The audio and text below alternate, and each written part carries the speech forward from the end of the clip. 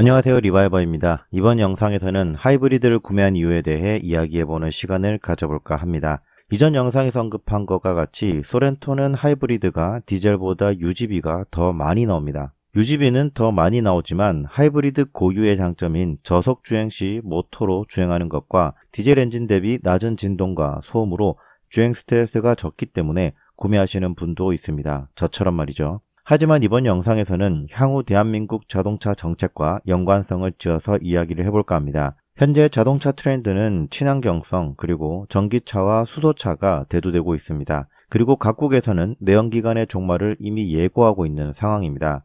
서울시는 2035년부터 기존의 내연기관 자동차를 제외한 전기차나 수소전기차만 등록을 허용하고 4대문 안의 녹색교통 지역에서는 친환경 자동차만 운행 가능한 장기 계획을 작년에 발표하였습니다. 2035년부터 서울에서 전기차와 수소차 외에 등록을 할 수 없다는 것은 자동차 제조사는 내연기관차를 미리 단종시켜야 하고 전기차와 수소차 모델 범위를 늘려야 한다는 것을 의미합니다. 물론 현대차, 기아는 그런 수순을 더 빨리 밟고 있죠.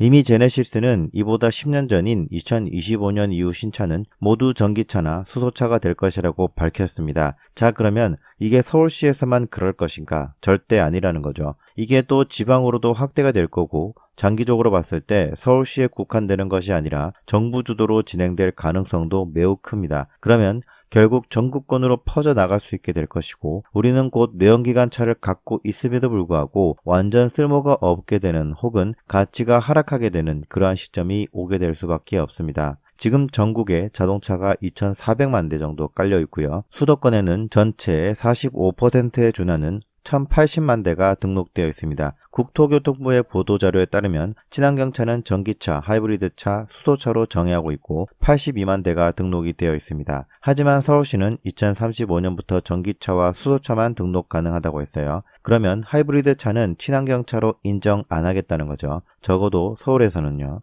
지금도 2,400만 대 중에서 전기차와 수소차는 고작 14만 5천 대밖에 되지 않습니다. 0.6% 수준이에요. 그럼 나머지 99.4%의 내연기관차는 도대체 어느 세월에 전기차, 수소차로 바꾸냐 이 말입니다. 그래서 지금 신차를 사시는 분들 대부분이 다음에는 꼭 전기차 사야지 혹은 그럼 지금 전기차를 사야 되나 라고 생각할 수도 있겠지만 아직 전기차는 여전히 인프라가 부족합니다. 전기차의 성장세는 굉장히 가파르게 올라가고 있는데 그에 맞춰서 충전 인프라는 일반 완속 충전기는 많아졌다고 할지라도 급속 충전기가 더 많아져야 사용을 하는데 그나마 문제가 없게 되는 거거든요. 그마저도 내연기관차 연료 주유하는 것보다는 더 오래 걸리지만요. 지금 노후 경유차들이 수도권 시내로 진입을 못하게 돼 있잖아요. 그래서 노후 경유차에 매연 저감 장치인 DPF를 설치하도록 권장하고 있고 지원금도 나오고 있고요.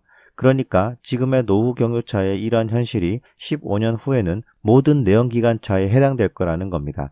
그럼 그 차를 전부 폐차시켜야 되는가? 그럴 수도 없겠죠. 폐차를 했을 때 발생하는 폐기물의 양도 어떻게 감당할 것이며 게다가 기존에 가지고 있던 차량의 가치가 하락한다면 그것에 대해서는 정부가 어떻게 보상해 줄 것인가 그런 것도 굉장히 많이 고민을 해봐야 한다고 생각을 합니다. 지금 전 세계적으로 탄소 배출을 줄이기 위해서 특히 자동차는 수소차, 전기차를 적극적으로 도입하겠다라는 그런 미래 계획은 많아요. 하지만 그런 미래 계획에 따라서 차값이 떨어지고 나중에는 차량 자체를 사용할 수도 없게 되는 그런 환경이 들이닥치게 되면 어떡할 거냐 이겁니다. 여기서 왜 지금 하이브리드를 사야 하는지 이유가 나옵니다. 15년 뒤라고 할지라도 지금 등록된 2,400만 대의 내연기관 차량들을 전부 바꿀 수는 없습니다. 왜냐? 현대기아차 국내 점유율이 80% 이상인데 내수용만으로 15년 동안 전기차를 생산할 수 있는 능력이 2천만 대도 되지 않는 데다가 친환경차가 여전히 가격이 비싸고 내연기관차에 준하는 가격이 나오려면 당장에 10년 안에는 어렵기 때문에 바뀔 수가 없습니다. 그러면 정부는 어떡하겠습니까?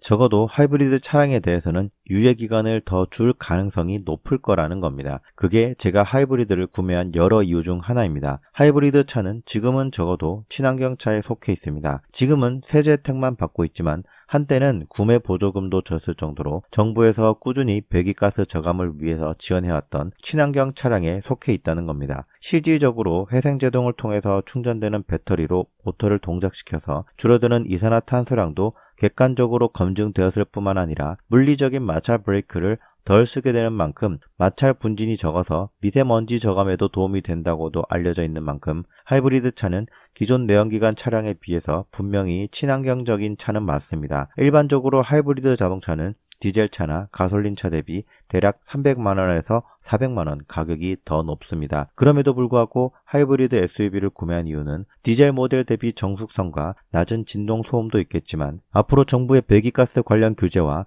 친환경 자동차 관련 제도도 무시할 수 없기 때문입니다. 그런 점에서 하이브리드는 그나마 조금 더 유예기간을 가지지 않을까 생각해서 구매를 한 겁니다. 2035년까지 지금 이제 14년 남았습니다. 14년 후에는 모든 내연기관 차량들의 가치는 꾸준히 하락하게 될 것이고 최악의 상황에서는 운행조차 할 수 없을지도 모릅니다. 저는 현재 내연기관차의 가치가 떨어진다고 하는 그것은 인정하겠습니다. 왜냐하면 우리 미래 세대를 위해서 더 깨끗한 공기와 환경을 만들어준다고 생각한다는 차원과 목적이라면 그것을 위한 비용은 저도 기꺼이 지불을 할 의사가 있습니다. 다만 차량 자체를 운행하지 못하게 한다면 정말 그건 심각한 상황이라는 겁니다. 그렇기 때문에 우리는 하이브리드 차량의 구매를 고려해야 한다고 생각합니다. 이번 주제에 대한 영상은 여기까지고요.